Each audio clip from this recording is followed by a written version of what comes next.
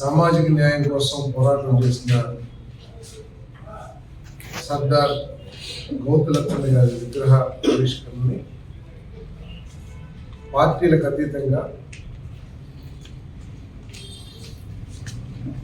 గౌడ సంఘ రోజువీడి నియోజకవర్గంలోని గౌడ సోదరులందరూ కలిసి కార్యక్రమం నిర్వహించడం జరిగింది. దానిలో అనేక మంది గౌడ సంఘానికి సంబంధించిన నాయకులతో పాటు బలహీన వర్గానికి చెందిన నన్ను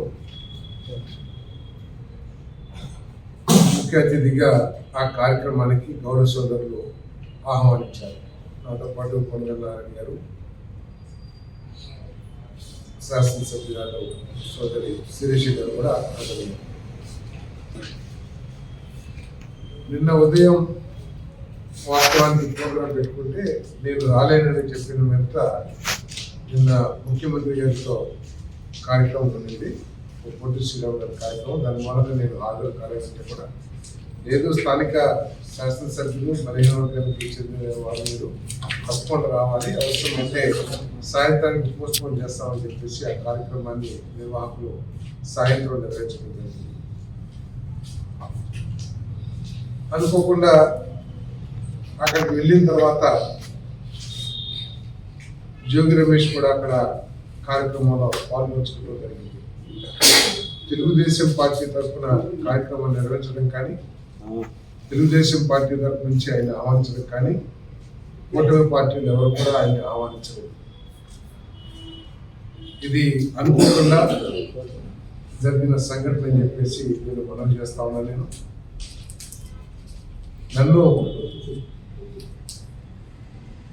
మన ప్రీతమ నాయకులు గౌరవ ముఖ్యమంత్రి చంద్రబాబు నాయుడు గారు, లోకేష్ బాబు గారు నన్ను గౌరవించి ఆశీర్వదించి నాకు ఈ స్థానాన్ని కల్పించిన దానివల్ల ఈ రోజు కూడా పార్టీకి నష్టం జరిగే కార్యక్రమాలు చేయాలని చెప్పేసుకునే సందర్భంగా తెలియజేస్తా ఉన్నాను. ఎల్లవేళలా తెలుగుదేశం పార్టీ బలోపేతానికి చంద్రబాబు నాయుడు గారు, లోకేష్ బాబు గారి నాయకత్వాన్ని బలపరచడానికి నేను అదేవిధంగా కార్యకర్తలకి అండగా ఉంటూ పనిచేస్తానని చెప్పేసి సందర్భంగా తెలియజేస్తాం.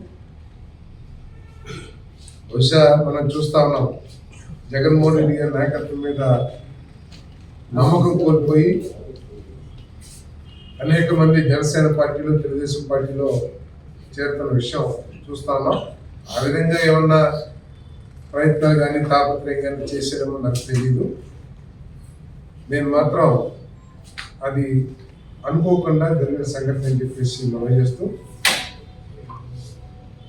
తెలుగుదేశం పార్టీ కార్యకర్తలు ఎవరైతే నన్ను అభిమానించి హక్కును చేర్చుకున్నారో, నా విజయానికి కృషి చేశారో, వారి మనోభావాలు దెబ్బతిన్నట్లయితే ఈ సంఘటనకి నేను చింతిస్తూ వారికి సారీ కూడా తెలియజేస్తా ఉన్నాను.